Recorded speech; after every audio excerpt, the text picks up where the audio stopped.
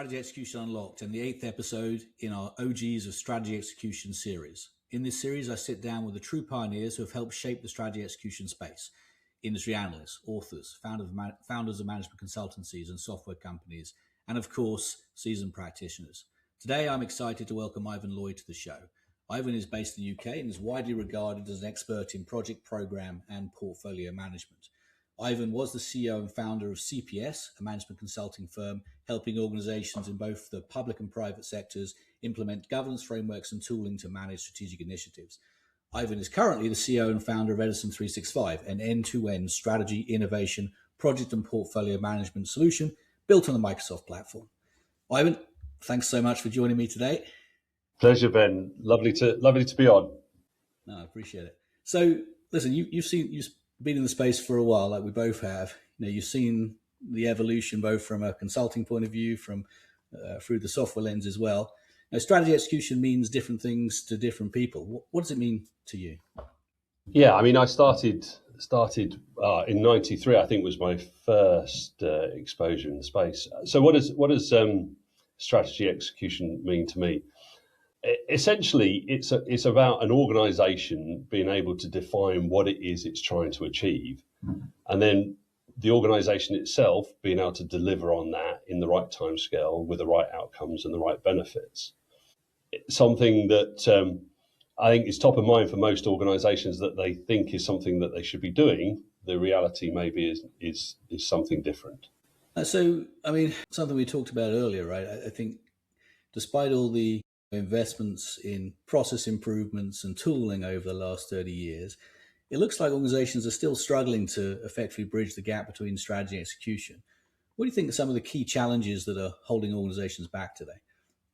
Yeah, there's a raft of challenges, and I don't think they change, or I don't think they have changed that much. So when I look at the work we do with organizations and my experience of working with senior executives, I'm firstly, very few organizations seem to have someone who's actually responsible.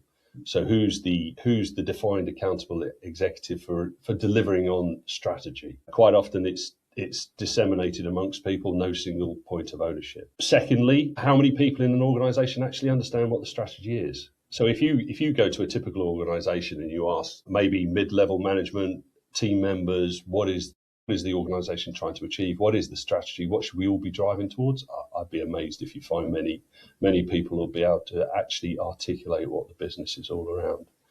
I mean, that's just two. Organizations don't have a organizational structure to support strategy execution, in my mind. Again, you look at it, there's no one responsible or accountable at the executive level, but then there's no single entity. You hear the words PMOs, VMOs, IPMOs, all sorts of different entities. But for me, if you're going to deliver on this, you need the executive sponsorship that's responsible and accountable, and then you also need a structure in the organization, again, that's going to ensure the delivery. But I think organizations lack all of that. And that's just a few things, I think. Yeah, I know, but I think that goes to the crux or the heart of the problem, right? I mean, I've said a number of times, I'm puzzled why the C-suite don't seem to understand the implications of suboptimal strategy execution capabilities. It's hitting them from a value realization point of view. And if they did understand the extent of that, why haven't they established, as you say, that enterprise function that is responsible for building that capability across the organization that is personalized to that organization? I call it a strategy execution office, right? But it could, as you say, it could go by many different names. What do you think's stopping executives thinking that this is a problem? Or is it something they're just ignoring, or is it something? It's perplexing, because every time you look at statistics about for me, strategies delivered through transformation, you look at the statistics around successful execution of transformation, and they're very poor. Just about every report you read says something like 70% result in failure now, and the numbers involved are extraordinarily high. I don't quite understand why that doesn't resonate with the executives. And I wonder if it's because they're just not aware. They're not aware of what the strategic targets are. They're not aware of what the spend is on each of the transformations that operate, what value the transformation is supposed to deliver and what it doesn't deliver at the end of it. I'm not convinced that that information ever necessarily makes its way up to those people who make the highest level of decisions. I think what they are aware of is when what's top of mind for people at the top is when revenue drops or costs go up.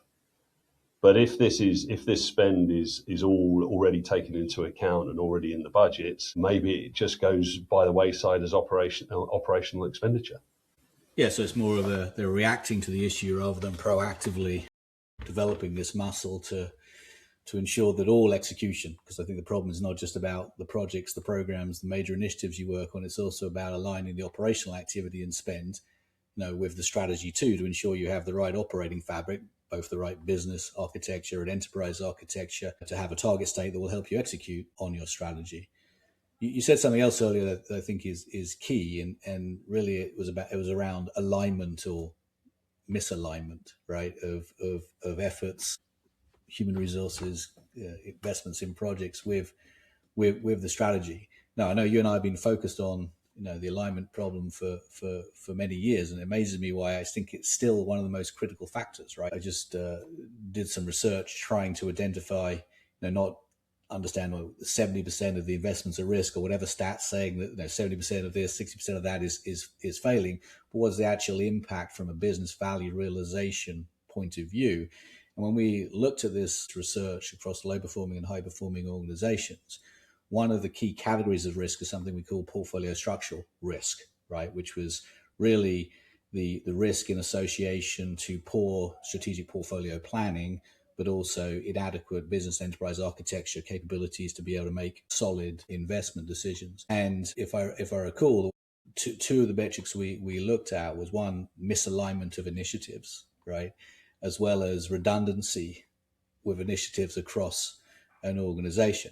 And we thought of this as more as the kind of one of the most insidious sort of risk aspects of this, because half the time people aren't even aware that they're missing this value from the portfolio, right? They have a portfolio, they set out to execute the portfolio, but they don't realize it's suboptimal from the get-go because of initiatives are misaligned, right? We actually showed that I think it was around 31% of the portfolio could be misaligned from the get-go, as well as another 5% or so coming back in terms of redundant projects. So it's significant impact, right?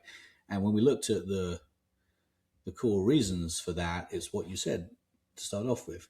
First, strategy has not been clearly articulated across the organization in the first place. There were some stats from some research groups saying that X% of executives couldn't recall the strategy, and even fewer of the front end workers could, right? And then you have stats, coming from the PMI, whether it's 20% of the work or projects are so misaligned in the first place they should be cancelled outright, or whether there's another stat saying 48% misalignment of projects. So it is significant, right? And we often talk about what's the role of the executives, right? And I think there's two things that they've got to take responsibility for, right? First is the clear definition, decomposition, and communication of strategy across the organization, so it acts as a North Star for people to execute on. And then the other bookend to that is measuring the results. And now there's a whole host of things in the middle you've got to do to ensure that the value throughput flows. But if the executives took responsibility for those two things, I think things may be different. I completely concur. I think there's also a cultural change that needs to happen within businesses as well. So that one thing is the executives defining what the strategy is and communicating the strategy, but there's also that change process. You can't just tell people our strategy is X, Y, and Z.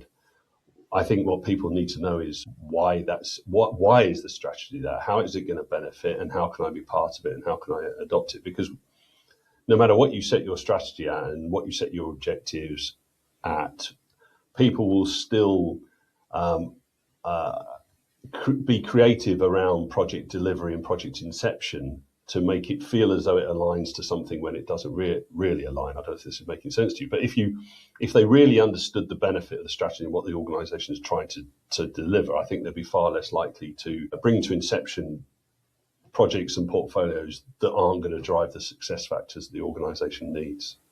Yeah, absolutely. So whether that's because they're just playing a bit of games and showing that certain work align with certain high level strategies, or whether that's because that work's being packaged as operational activity, to get around the governance processes, right?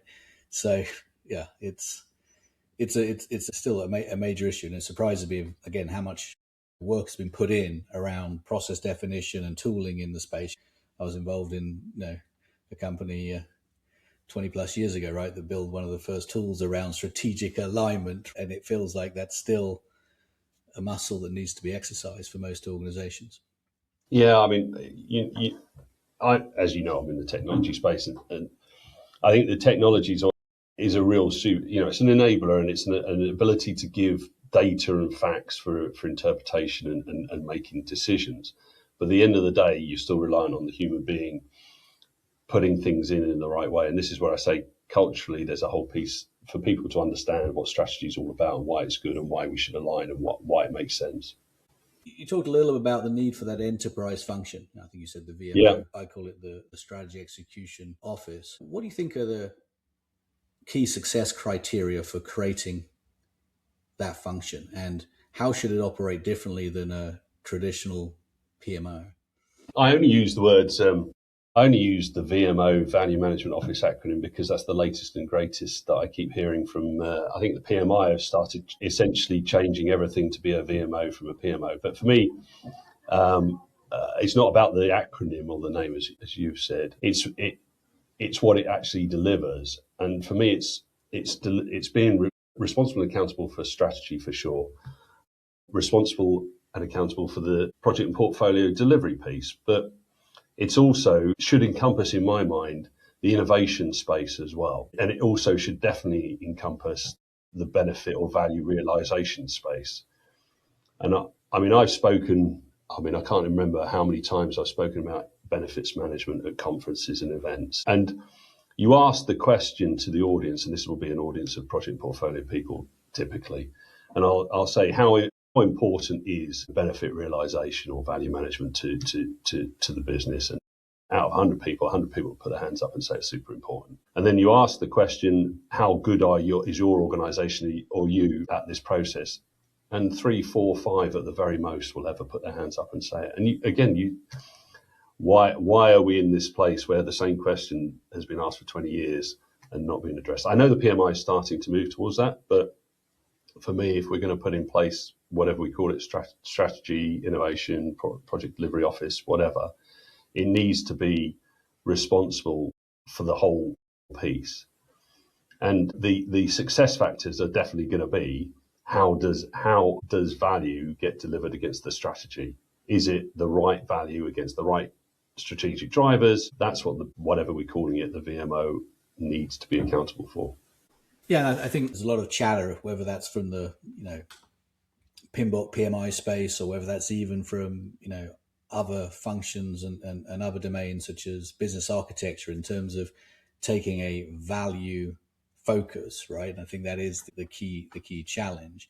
It feels a little bit like the traditional PMOs have always had a sort of tactical orientation, right? Because they've been there to 100%. Establish the controls and frameworks to execute effectively.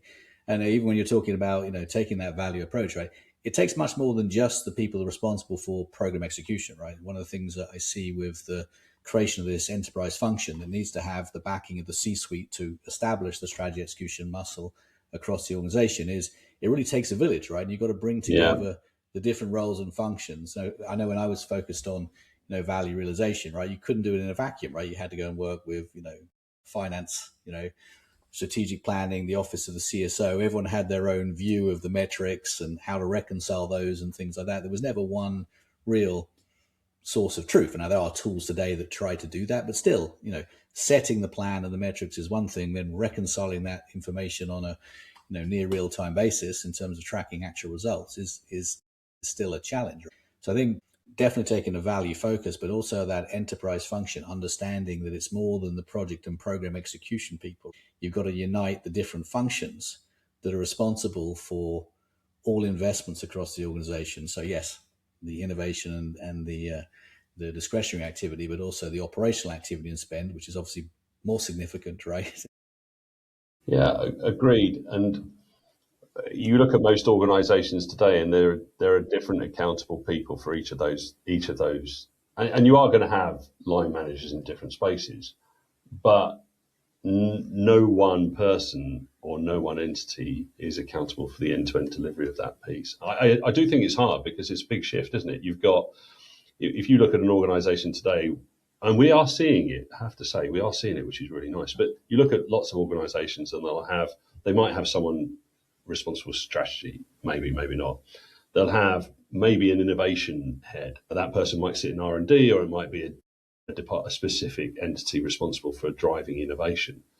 They'll then have a PMO in place, and they're responsible for project delivery. But these are separate organisations and separate entities, and with their almost separate objectives, separate criteria, and almost air gaps between them all as well. When I speak to people in innovation, they very rarely know what actually happened at the end of the project delivery and the value realization process. When you speak to the PMO, they don't really know what's coming from the innovation space or what the strategy is. Quite often the PMO is there. They've got, are we on time? Are we on schedule? Are we on cost? That's what they've been looking at. I think you need to holistically join this together. Yeah, I think that from my observations is probably the problem, right? Where you have different functions in the organization that are all responsible for their piece of the jigsaw puzzle, right? Yeah. Or strategy execution, but they are working in silos. They are fragmented. They optimize their processes based on their function, business architecture versus PMO, just to pick on two, right? And often try to put their trade at the top of the pyramid, right? The critical linchpin between strategy and execution is business architecture, because we've got to see our operating fabric and do a capability model, and that will dictate all the projects that we're going to do. And the answer is yes, that is critical, right? But also you're going to have innovation and strategic initiatives coming directly from the strategy as well, and you want to be able to assess that against future direction of the target state of the architecture. So when you have all these different functions, it goes well beyond those two: strategic planning, finance, whatever it may be, IT, all operating in their silos, focus on their best practice and processes. When you aggregate that together, I think you end up with a fractured operating model where value naturally seeps through the cracks, right? Versus if you can create that enterprise function, whatever you want to call it, with the backing of the C-suite, because the C-suite understand that suboptimal strategy execution capabilities is hitting them in the back pocket, then they've got to go and bring these functions together and build the minimum guardrails or enterprise controls, right, to provide direct line of sight from strategy to execution, while allowing these functions to do their own things. But when you bring them together more effectively, you have a cohesive operating model which looks to maximize and accelerate the business value, right? But again, without the backing of the C-suite, it's very difficult to get everyone to play well in the sandbox. You're not going to, unless I'm 100% come to the conclusion that unless you have someone accountable for something, it doesn't happen properly. And when you have lots of people accountable with no single persons, no single chief, I just don't think you will ever solve this problem. And when you look at separate entities, you only have to look at very simple team building exercises. I don't know, off piste a little bit. I don't know if you've ever done one of these exercises whereby a Lego building exercise, for example. You've got one person in a room with instructions, you've got one person in another room with nothing, and you've got one person in the final room with the Lego. And they go from one to, and you end up with something being built which is definitely not what was in the instructions. That's a very simplistic example of what happens in organisations today with this fractured setup that you talk about, Ben. So we talked about the challenges, and the opposite of that is other solutions, right? Are there any other things that you see organizations need to do to overcome these challenges? I mean, I'm in the technology space, Ben, forgive me, but I do think having, of course, and I'm going to say this, but I do think having a system, a piece of technology that spans this process is helpful to the end solution. I'm not saying it's the be all and end all, because we talked about sponsorship, culture, having the organisation setting up in the right place. There's a whole change management piece to this. Of course, we haven't really talked about how do you get from where you are today where you want to go. But for me, it's also very hard. Same problem we've talked about is if you've not got your strategy, your innovation portfolio, your project delivery portfolio, your benefit realization in a single technology solution, it's very hard to make decisions. How do you know? Absolutely. How do you know when you're not on target? How do you know what to accelerate? What to stop? How do you have the visibility? I mean, if I'm an executive, how am I going to control my strategy execution without something that's going to give me the eyesight on this? It has to be there, right? Process before tools. But as you know, I came from the software background too, right? So the software is fundamental. If you want visibility, insight, control, then you need the single source of truth, to be able to make decisions, right? Just having everything in one place is better than not, as you move up the kind of maturity. I think the challenge is that there isn't that one tool that supports all the domains or all the functions, right? So it's, again, how do those tools play well in the sandbox and how they integrate together, right, to be able to provide that composite view for at the enterprise level, right? So I think that's key. I think the other thing is that you need some flexibility in the tooling, right? I mean, the tooling can't be built around one way of working, right? Definitely not. Yeah. I think it goes back to, a little bit to what that enterprise office needs to achieve, which is establish the minimal enterprise controls and embrace autonomy of governance, autonomy of execution across the domains or across the functions of the organization, versus what PMOs have historically done, not all, but a lot of them done, which is try and establish a rigid way of working, paint by numbers governance model, right? That no one wants, right? And I'm a kind of firm believer that the one size fits all methodology fits no one, right? And it's probably another reason why we haven't made significant strides and moved the needle in terms of strategy execution, because from the project domain, we get lost a little bit around, the minutiae of the craft, right? Whether it was, PPM in the, after Matt Light, created the program and portfolio space in 2004, we started with one size fits all PPM solutions across an organization, right? I mean, let's say, Primavera is being used by the business on the construction side, right? Let's use Primavera in IT because it's better to have one platform in an organization. And then it started from the bottom up as well, right? When they created the project and portfolio management space, right? I felt like the portfolio people disappeared somewhere, strategic planning, finance, whatever. And it was the project people that took over, right? Because the study must have robust task built out. We must do a timesheet before we get to portfolio management, right? And then as we entered, let's say 2015, and the agile transformation wave hit us, right? Based on the fact that waterfall was bad, PPM was bad, we've got to move to agile. We repeated exactly the same exercise. We started out with a bottom-up agile transformation until we hit the wall from the portfolio P, right? So it's important, I think, that as a PMO, as a function, we embrace the portfolio aspects, right, and not get lost in the minutiae of the trade. But I think the same is true for any of the functions that need to come together, right? Architecture is a classic example, right? I think it is critically important to see you're a whole business and understand your kind of operating fabric and your blueprint so it can be optimized relative to the strategy. But everyone gets lost in the weeds in terms of capabilities, value stream stages, the definition of processes, right? It becomes very, very complex. But the real value of integrated business enterprise architecture is being able to rationalize, optimize, and align your operational activity and spend, as much as the real value of project and portfolio management is the the optimization of innovation and strategic initiatives, right, and alignment of that.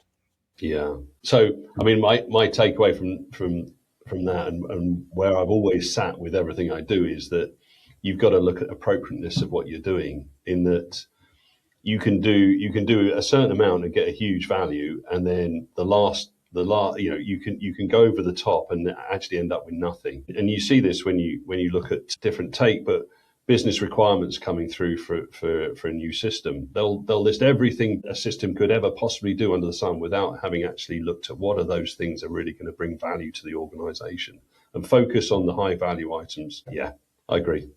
So maybe a question, because you've mentioned innovation Yeah, a few times, and the importance of innovation. And even when you look at your solution, right, it's like a strategic innovation project and portfolio management platform. yeah. Talk a little bit about why innovation is so important, and how it differentiates itself from sort of standard PPM demand management processes. Well, innovation is the catalyst for driving the business forwards. If you don't, innovation is about driving change. If we don't come up with new ways of working, new ways of thinking, if we don't change our operating models, our way of business, we're going to get left behind. And there are many widely known examples of people who've missed the moment because they just haven't been willing to innovate or change fast enough. And innovation is taken seriously in a plethora of organisations, some of the most successful ones particularly. But what an organisation should be doing is really absolutely engaging the business in the whole innovation process. Within an organisation, you've got your strategy, we talked about that, but how do we deliver the strategy? Well, one of the ways is not just top-down executives making decisions on what they should do, but another way, of course, is driving innovation from all of the people within the business.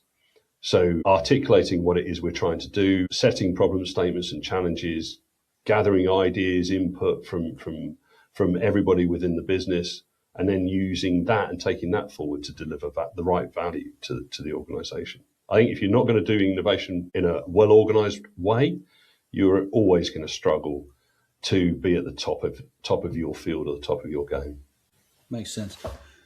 At the strategy execution forum, we talk about mastering the art and science of strategy execution, and the science, touches on frameworks, methodologies, plays within a playbook, or whatever, right? The art, I think we've talked about culture, we've talked about the human dimension. Something I haven't dived too deep into, but I think it is probably a bigger problem than picking the right frameworks, right, that will work for you.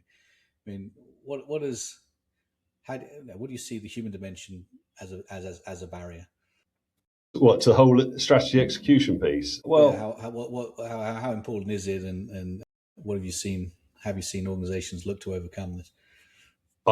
It's another area I think organisations struggle with. When you talk about the strategy execution office, I did some work on the similar concept a while back, because I 100% believe that without that, you're not going to deliver properly. And one of the things for me in that was that you need to organise that entity with a whole variety of people. If we look typically at the people who, and again, generalistic, but if you look at the people who would typically staff a PMO as an example, they're typically very operational orientated, numerical, quantifiable. They're all about, did we do what we said we were going to do? Type. Again, forgive anybody watching who takes offence to that. But I think you need a wider range of people. You need people within that organisation who have more cultural skills, who have more marketing skills, more sales type of skills. Because if you're going to get the business to come aboard with this, you can't just say we've got a VMO or a whatever it is and expect everything to work super well. What you've got to do is tell the story to the organisation. It's got to promote this shift. And for me, you've got to have the right people in that entity if you're ever going to deliver that. What is the strategy? Why is the strategy important? How are we doing on the strategy? How often do you ever hear about successful projects in a business? I mean, I can guarantee every 5 minutes you're hearing about a project that's failed and been doomed and who hasn't done well. But businesses are terrible at actually promoting the success of project delivery. And I think we need the cultural entities, the cultural people, the right people in this central organisation to deliver that. Yeah, and obviously change management is a key dimension for project success and successful adoption of whatever the end result is. I think in terms of, you look at that internal transformation of an organisation to develop their strategy execution muscle, it's probably the key dimension. Something that always surprised me. Don't start me off. that you would buy a tool such as the tools that we've built, right, to get visibility and insight and control of what's going on until it was deployed, and then no one wanted the visibility, insight, and control element, right? So it's kind of like, the alignment that everyone is here to solve this strategy execution problem is important because visibility is shines a bright light on people, right? But this, I mean, you just highlighted it. I mean, it is another one I talk about and really has not changed in all these years. And I know there are now, there are change management methodologies, and we hear a lot more about things like ProSite and so on. But still, an organisation will spend $100,000 on a system and $3.50 on change management, and it's still, I still struggle with the fact that unless someone's going to get value out of your investment, there's absolutely no point in your investment. Yeah. Well, I don't know what the solution is, Ben, but there you are. Well, I don't know what it is either. That's one of the reasons I founded the Strategy Execution Forum, to figure this out together, right? Because we've all had our experiences and we're all specialists in, one of the important domains, right? But no one knows it all, right? I mean, as you say, there's a whole set of methodologies and framework about change management. I often see, that strategy execution office, VMO, being called the change management office because it's being sold because change management is the thing, and then tries to arrange everything underneath that, right? And I think, to me, it's actually understanding that all these key functions need to come together. Most likely we need to integrate and optimize, a bunch of critical capabilities. So strategic portfolio management, both flavors of architecture, business and enterprise, project execution, and change management. But rather than elevating one of these things to it's all about change management, it's all about business architecture, it's all about the enterprise PMO, right? It's actually building a cohesive operating model that gets a multiplier effect of bringing these functions and these capabilities together, unique to the idiosyncrasy culture of that organization. Yeah. With the backing of the C-suite to say that this is important for us as an enterprise. And I think that comes full circle, Ben, because I still don't think that the C-suite is aware of what the value should have been. Maybe they are, because maybe that's gone through the business case process and the sign-off. But I definitely don't think they're ever made aware of what the value that was realised, the benefit realisation. When you, again, I don't know what your experience is, but when you speak to organisations, do they ever close the loop on this? Do they ever understand what the value was at the end of it? And I think as you said, historically, people are very bad at that. But I think if you actually understood that, if you were a C-suite and you actually started to understand this picture because it was crystal clear to you, you would then start to understand that if we don't have quality change management, we're not going to necessarily. There are many reasons for not getting value, but for me, change is one of those. So I won't keep you much longer, but when you think about the next 5 years, the evolution of the space, key trends, what comes to mind? Well, other than AI, which everyone's probably talked to you about, and making everything happen fantastically well. Of course, AI is going to enhance everything and give us more insight and help us make those decisions. My skeptical mind says nothing. My optimistic side says that organisations will. I mean, you hear much more now than you did. Well, maybe you hear much more with different words than you used to, but certainly there's more talk now. I hope to see organisations starting to move towards this consolidated picture of understanding everything from strategy to value and having someone responsible for it. I have started to see that, and also started to see an organisational entity responsible. So optimistically, I hope to see more and more organisations actually setting themselves up for success. Yeah, that makes sense. A few other guests have said the same, right? AI, of course, is going to make, solve world hunger and world peace. No one can actually say exactly what it's going to do in the space, but it's going to make things better, right? But, a number of guests have said, listen, I think now's the time for organizations to invest in strategy execution. I'm not sure the processes are going to be any different than what we've been working on. It's just, can we get that C-suite buy-in to the fact that it's a problem, and can we approach this from the enterprise down, right, versus IT up or a domain up, right? And that will be and can we integrate these key disciplines we're talking about to build that cohesive operating model? And I think now is the time, right? Because I feel like it's a burning bridge and it's starting to be recognized. Yeah, and the nature of the world and the market is so abruptly changing, so rapidly changing. I think organisations will logically have to embrace this, Ben. Well, Ivan, I want to thank you for your time today. It's been great having you on. Pleasure. Lovely. Loved every minute. Thanks, Ben.